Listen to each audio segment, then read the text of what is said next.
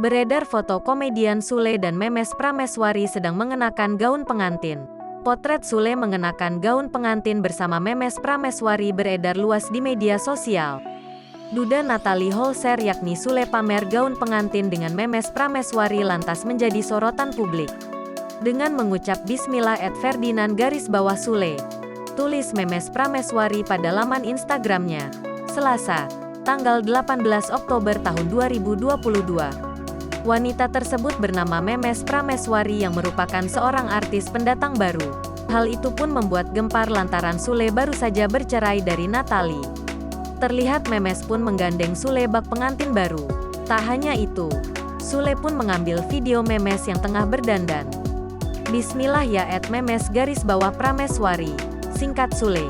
Bismillahirrahmanirrahim. Insya Allah lancar, kata Memes. Memes pun memposting ulang ucapan para kerabatnya yang mengucapkan selamat kepada keduanya. Alhamdulillah ya, tulis temannya.